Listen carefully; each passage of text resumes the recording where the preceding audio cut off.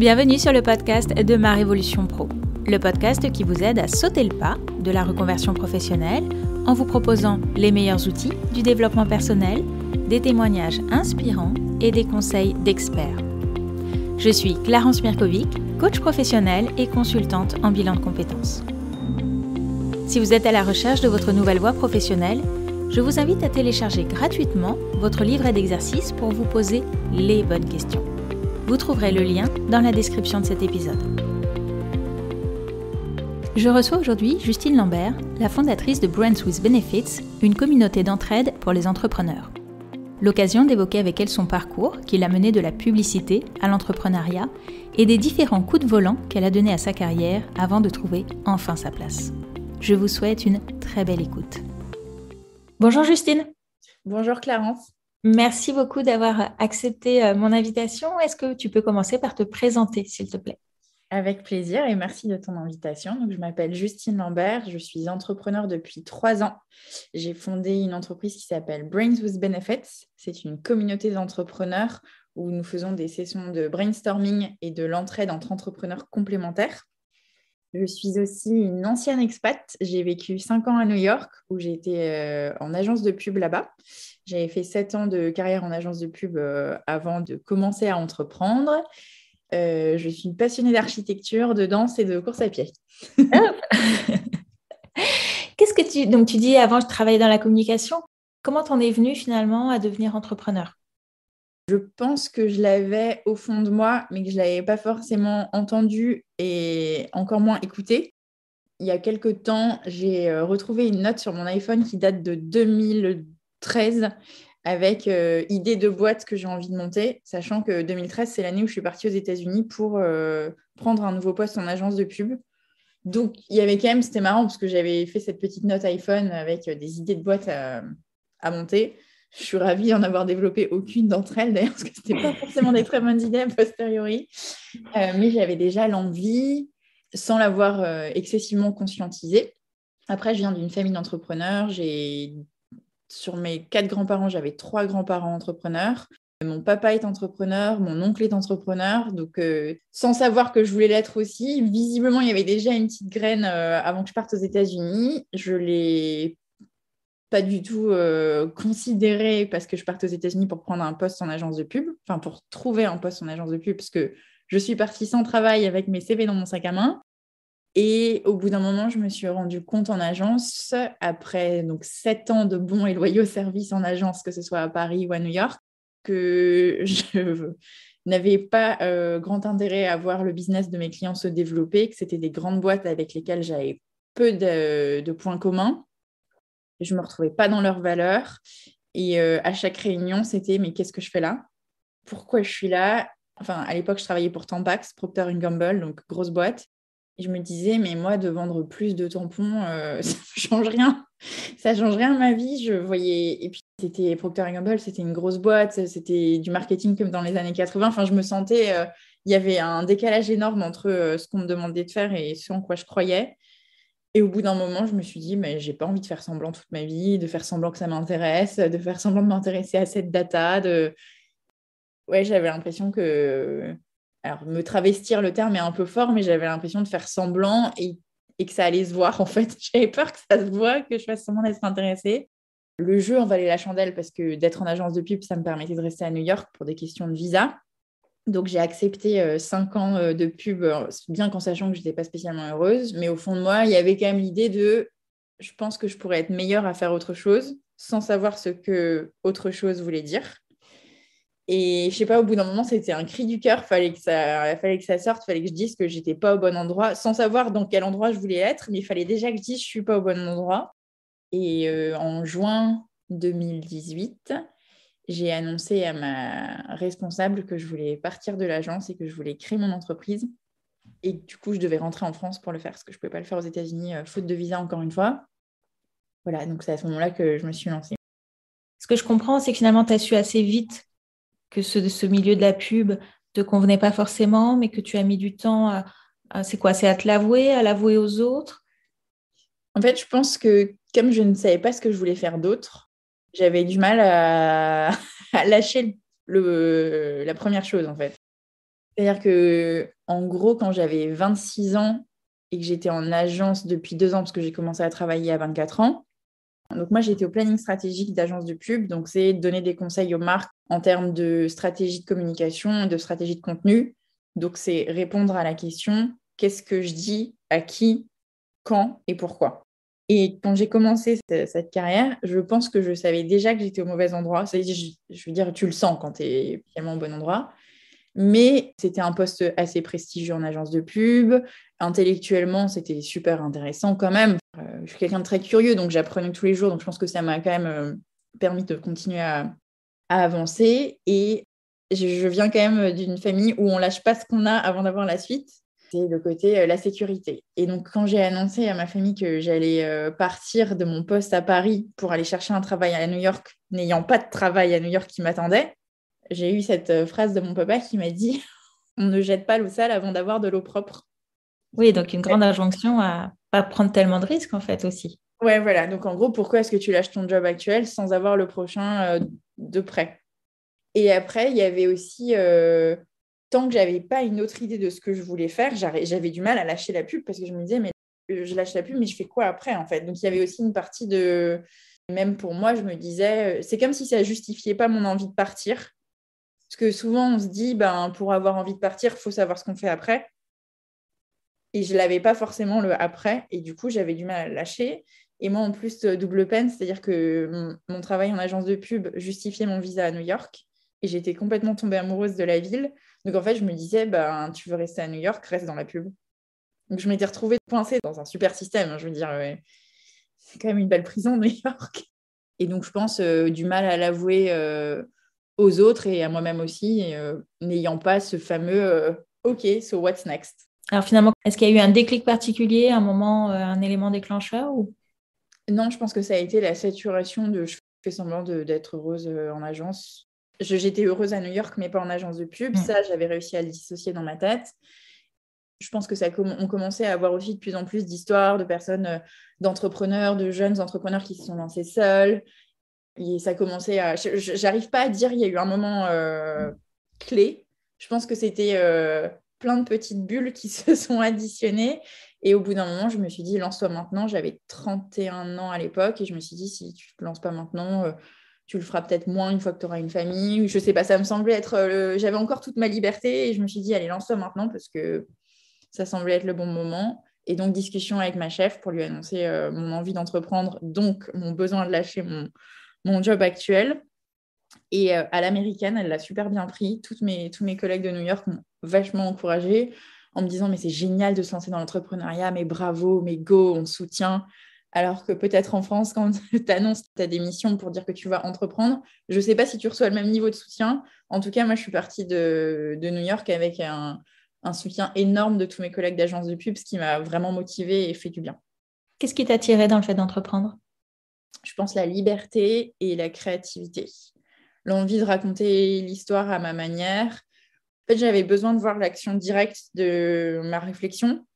J'avais envie d'être plus au contact des personnes et ouais, de nourrir une... Enfin, pour moi, la liberté, c'est ce qui est le plus beau. Enfin, c'est vraiment tous les choix que j'ai faits, c'était pour plus de liberté.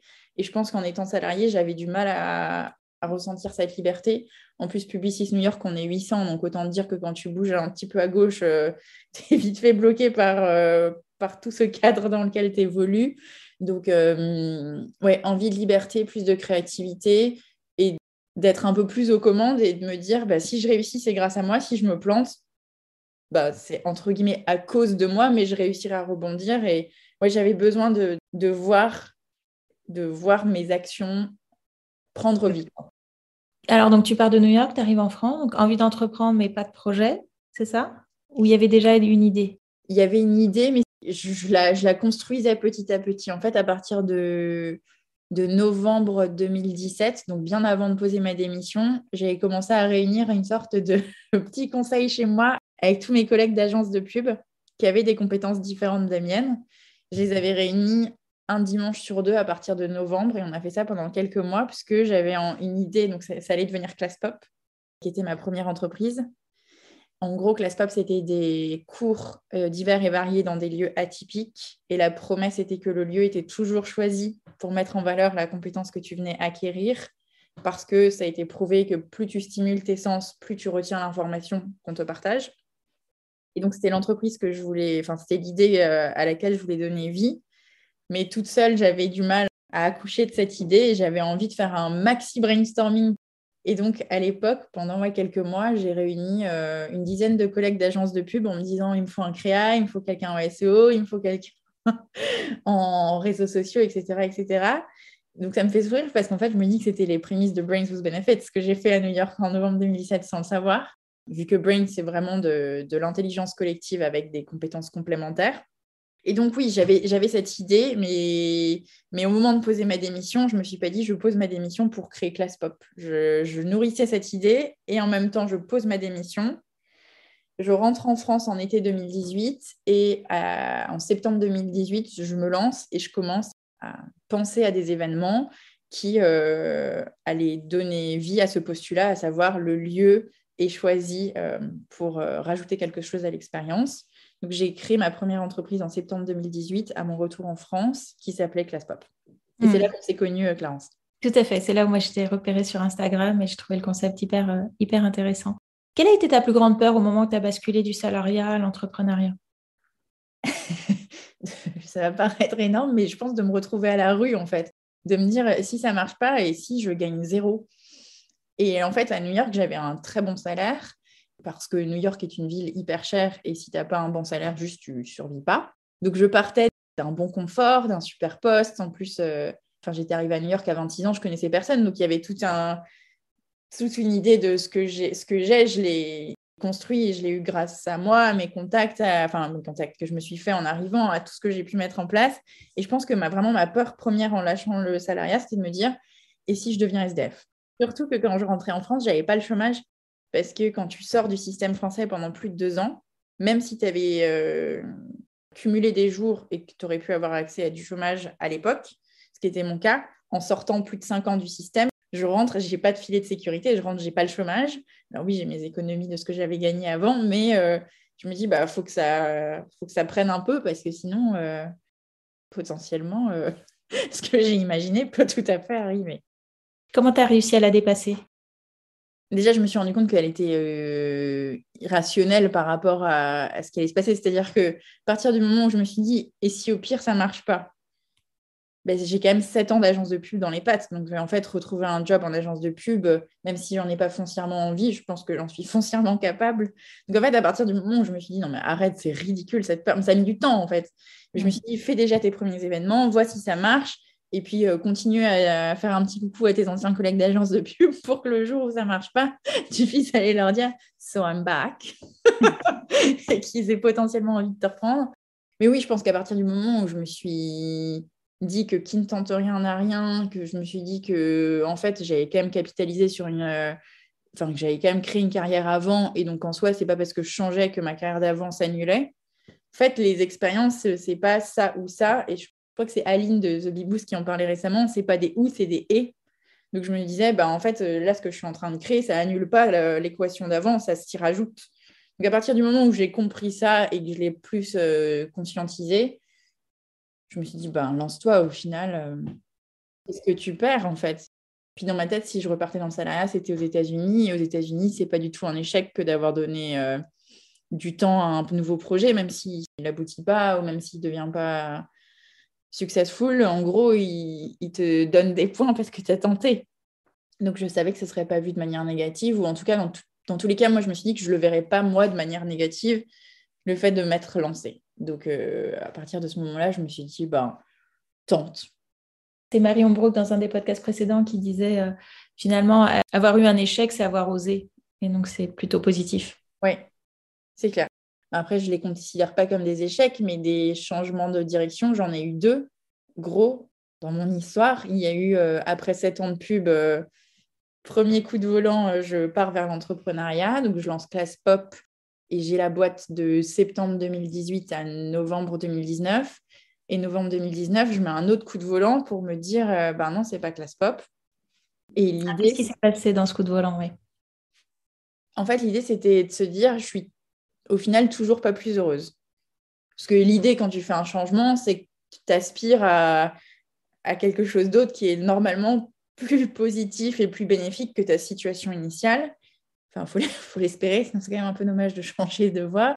Et je me suis rendu compte, j'ai essayé d'être hyper honnête avec moi-même, et je me suis dit, je ne suis pas plus heureuse qu'avant. Oui, alors j'étais contente parce que je faisais quelque chose à ma manière, parce que je voyais que je pouvais rassembler des personnes à des événements, donc il y avait un côté un peu grisant. Mais en termes d'épanouissement et de ce que je recherchais, sans savoir où je voulais arriver, j'arrivais à savoir que j'étais toujours pas au bon endroit, en fait. C'est-à-dire que tant que tu n'as pas goûté à je suis au bon endroit dans ma bonne carrière, tu sais pas. Enfin, je sentais que je pouvais faire encore autre chose pour être beaucoup plus épanouie. Je me suis dit, ça peut pas être ça, ce que je recherchais. Et à la fin de chaque événement, en gros, j'étais plus soulagée qu'épanouie. Et je mettais à peu près 3 semaines entre mes événements à me dire, OK, je me remets à la suite. Et moi, je suis quelqu'un qui bosse énormément, qui est très rapide, et j'ai une force de travail et de concentration assez costaud. Je me disais, je ne peux pas mettre 3 semaines entre mes événements en fait, à enchaîner. En fait, je mettais 3 semaines parce que je n'avais pas envie d'y aller, en fait, parce que ça me demandait un effort surhumain. Et je me suis dit, sois un peu honnête. Enfin, si vraiment ça te porte ce que tu fais, il n'y a pas ces 3 semaines de pause en fait, entre chaque événement. Et là, j'ai décidé d'arrêter Classe Pop en novembre 2019, ce qui en soi n'était pas une mauvaise idée, parce que 6 mois après, le Covid arrivait, mais je ne pouvais bien sûr pas le savoir.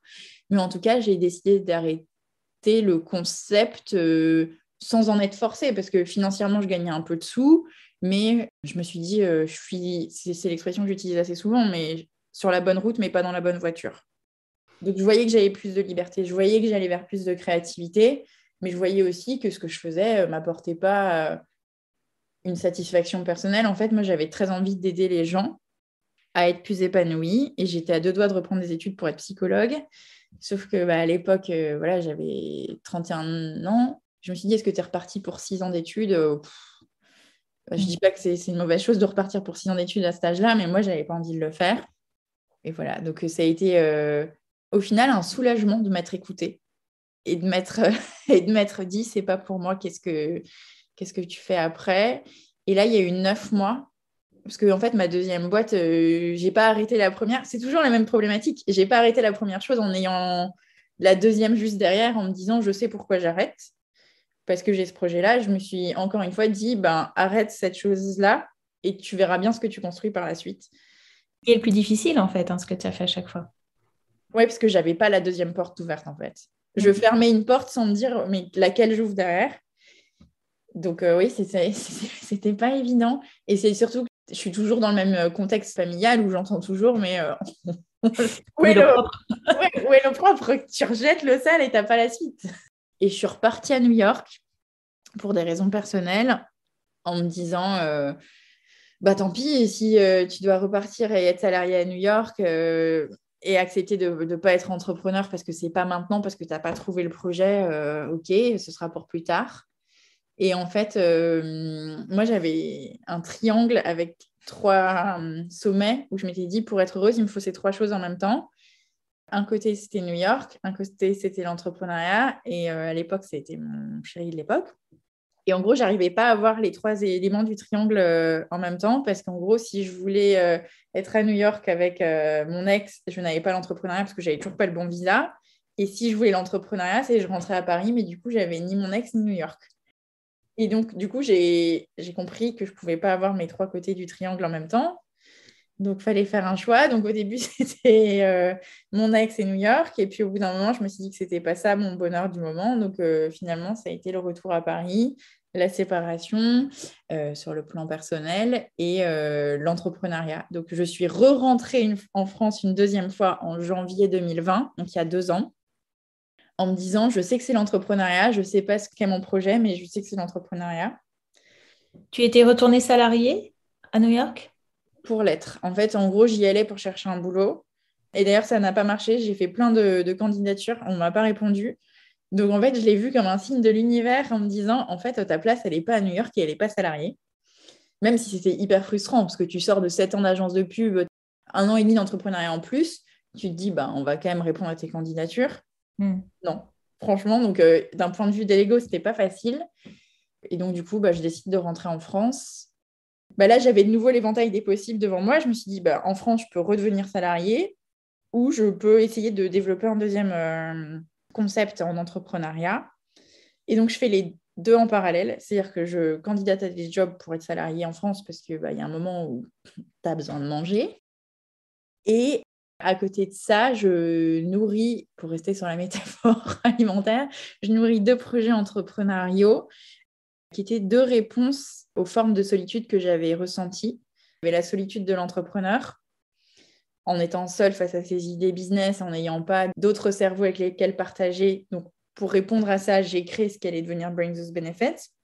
Et à côté de ça, j'avais une autre forme de solitude que je voulais solutionner parce que je la trouvais forte aussi. C'était la solitude de l'impatrié, donc de l'expatrié qui rentre chez lui, pour qui c'est dur de retrouver un poste, de retrouver sa vie d'avant, de retrouver un logement, parce que tu n'as pas payé tes impôts en France depuis un moment. Donc, en fait, on oublie que l'impatrié qui rentre en France, il galère à faire plein de choses, à retrouver un emploi, à retrouver un logement, à retrouver une vie sociale, etc.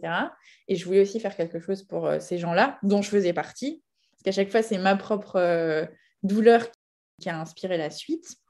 Et donc, j'ai développé les 2 projets de boîte en parallèle. Solitude de l'impatrié, c'était un projet que j'avais appelé Va, vie et reviens. Et la solitude de l'entrepreneur, Brains with Benefits. Et après, il a fallu faire un choix. Et j'ai écouté le projet qui me donnait le plus d'énergie, parce que les 2 m'en prenaient, mais je me suis dit lequel t'en redonne le plus. Et objectivement, c'était ce qu'allait devenir Brains with Benefits.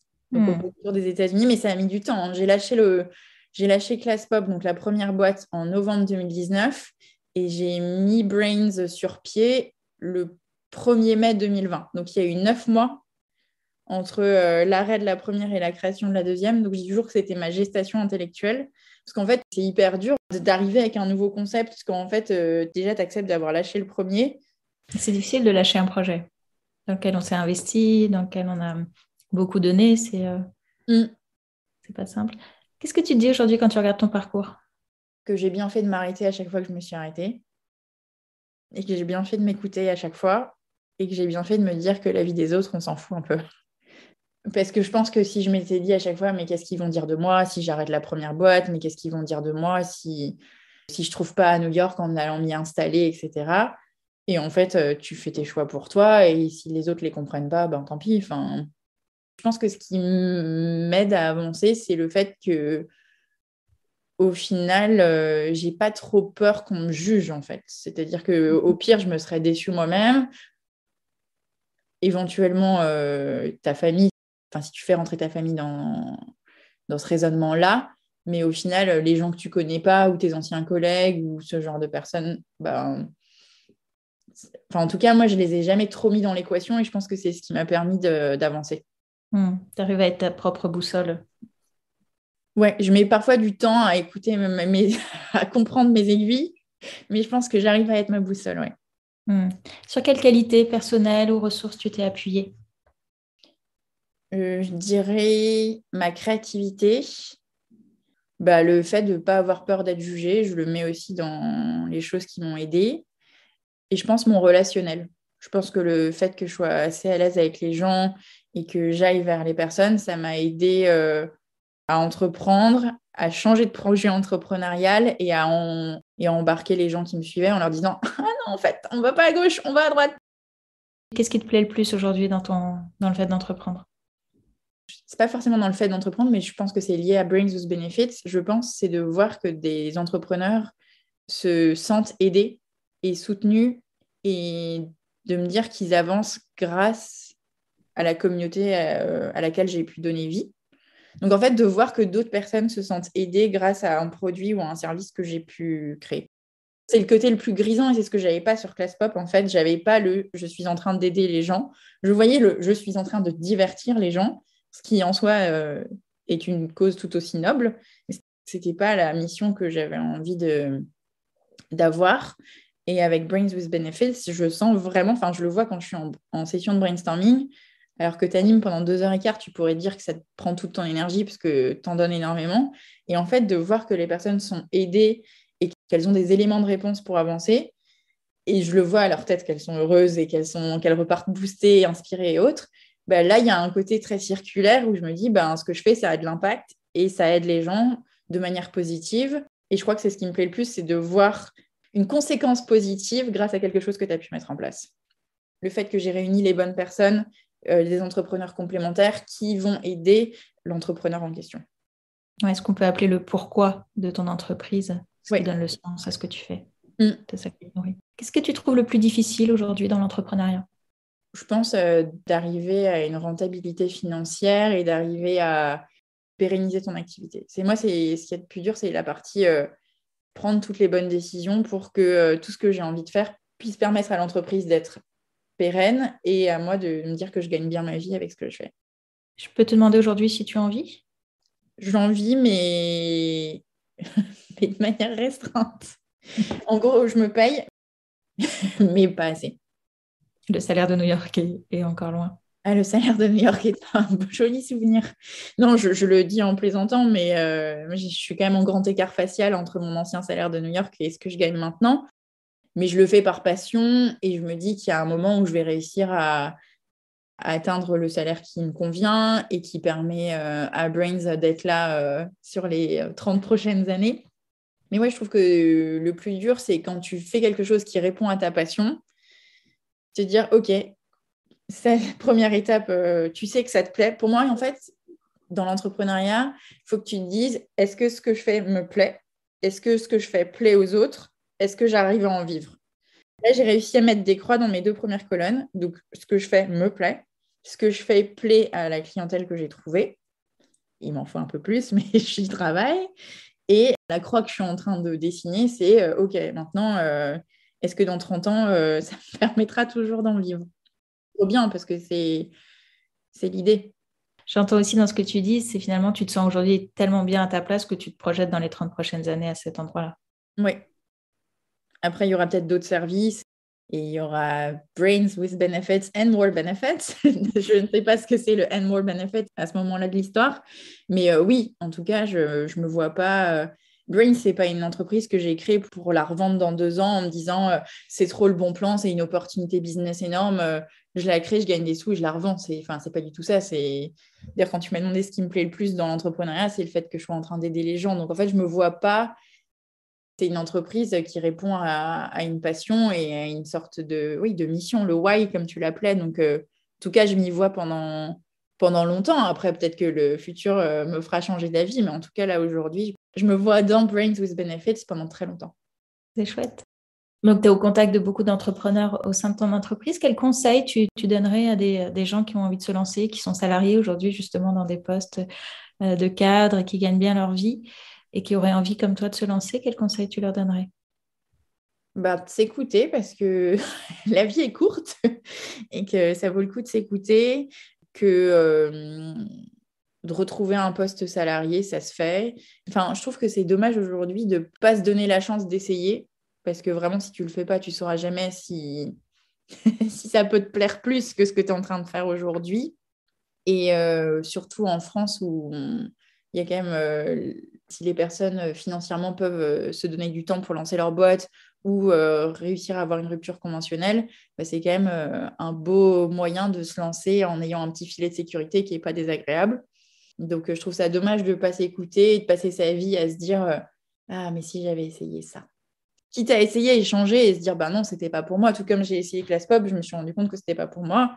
Mais si j'avais pas eu Class Pop, j'aurais pas eu Brains parce qu'au final, je me suis sentie seule sur Class Pop et c'est cette douleur-là qui a inspiré ce qu'allait devenir Brains with Benefits. Donc au final, je me dis ouais, il faut tenter, il faut se lancer, il faut s'écouter et ouais, vraiment, la vie est trop courte pour pas essayer de faire d'autres choses qui pourraient nous rendre plus heureux.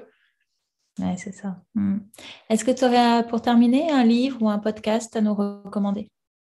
Du coup, le livre qui m'a pas mal plu, comme tu peux le voir, il a plein de petits, de petits post-it. C'est La 25e heure, comment travailler 1 heure de moins chaque jour. Ça a été écrit par Guillaume Declercq et Jérôme Dumont. Ça m'a bien aidée parce que je trouve que l'ennemi de l'entrepreneur, c'est le temps, surtout du solopreneur qui fait un one-man ou un one-woman show. Ça se lit vite parce que je l'ai lu en moins de 2 heures. Et je ne suis pas une grande lectrice, en fait. Moi, il faut que ce soit rapide et actionnable. Ça donne vraiment plein de petites techniques pour être plus efficace, savoir comment prioriser ses actions et récupérer un peu de temps. Je pense que je vais le relire d'ailleurs, parce que souvent, tu lis, tu te dis que tu vas faire plein de choses derrière et après, tu ne fais pas tant que ça. Donc, je pense que c'est un livre qui est à lire et à relire et en plus, il se lit vite. Ouais, je confirme, il est plein de petits tips comme ça sur de la productivité. Top. Pour conclure, tu as une dernière chose que tu aimerais ajouter? L'entrepreneuriat, franchement, c'est... Je sais qu'avec la crise, il y a de plus en plus de personnes qui ont envie de se tourner vers ce genre de carrière et je trouve que c'est une belle école de vie. Quand on est entrepreneur, forcément, il y a beaucoup d'introspection qui va avec parce que quand on se demande ce qu'on a envie de créer, on se demande qui on est et qui on a envie d'être. Donc, je prêche un peu pour ma paroisse, mais je trouve que c'est une belle trajectoire de vie, qu'il y a beaucoup d'entraide chez les entrepreneurs, notamment chez Brains with Benefits, qu'on peut le faire sans se sentir seul et que je pense que quand on est bien accompagné, bien épaulé, on peut aller très loin et donner vie à ses idées. Et je trouve que c'est quelque chose de beau en 2022, de donner vie à ses idées. Ça vaut le coup de le faire. Carrément. Lancez-vous les entrepreneurs, les futurs entrepreneurs. Alors justement, s'ils ont envie de se lancer avec Brains, quel type de profil tu recherches ou quel type de profil peuvent être intéressés par ce que tu proposes et comment ils peuvent en savoir plus? Mais avec grand plaisir. Donc, il y a beaucoup d'éléments sur le site internet de brainswithbenefits.fr. En fait, ça s'adresse à des freelances, à des entrepreneurs et solopreneurs qui sont lancés depuis un petit moment, donc qui ont déjà un business formulé et qui ont envie de développer leur business. C'est-à-dire qu'ils ont déjà une idée, ils savent déjà à qui ils veulent vendre cette idée, mais ils ne savent pas forcément comment. Ils ne savent pas forcément comment trouver plus de clients et ils vont bénéficier en fait d'autres entrepreneurs complémentaires qui vont leur donner des conseils basés sur leur expérience, leurs connaissances et leurs croyances. Et donc, il y a 2 formats chez Brains. Il y a une plateforme digitale qui est l'équivalent d'un bureau, d'un coworking virtuel où on peut poser ses questions, avoir des réponses et partager ses ressources aussi. Et il y a des sessions de brainstorming où justement je fais un matchmaking, donc je vais regrouper ces entrepreneurs par groupe de 8 à 10 personnes avec des compétences complémentaires, parce que l'idée c'est de retrouver toutes les compétences qu'on avait en fait comme quand on était en entreprise, avec des personnes qui sont bonnes en administratif, juridique, financier, créa, marketing et autres, et on partage des problématiques business tour à tour sur lesquelles vont venir se pencher tous les cerveaux de l'équipe pour décoincer, débloquer un entrepreneur en question, littéralement. Donc voilà, il y a 2 offres. Il y a l'offre Le Bureau et l'offre Les Brainstos, donc qui est le raccourci pour les brainstorming. Tout secteur confondu, donc ça peut être de la créatrice de mode à l'expert en data science, en sciences de l'information et de la donnée. Vraiment, il y a des personnes dans le produit et dans le service. Tout profil, et l'idée, c'est d'être dans un bon mindset, d'avoir envie de partager ses compétences et ses connaissances et d'avoir envie de développer son business aussi. Top, super. Je mettrai le lien du site dans la description de l'épisode. Merci beaucoup en tout cas, Justine, pour ton parcours. Moi, je trouve personnellement très inspirant et je pense que ça peut inspirer aussi plein d'autres gens. Donc, merci beaucoup. Merci Clarence. À bientôt. À bientôt. Au revoir. Merci d'avoir écouté cet épisode jusqu'au bout. Si ce podcast vous plaît, je vous invite à vous y abonner et à lui laisser un commentaire ainsi qu'une note 5 étoiles sur votre plateforme d'écoute préférée. Et si vous souhaitez entreprendre une reconversion professionnelle, prenez rendez-vous pour un entretien préliminaire, gratuit et sans engagement. Cela nous permettra de faire connaissance et de voir quel est l'accompagnement le plus adapté à votre situation. Vous trouverez le lien pour prendre rendez-vous dans la description de l'épisode. Je vous dis à bientôt. Au revoir.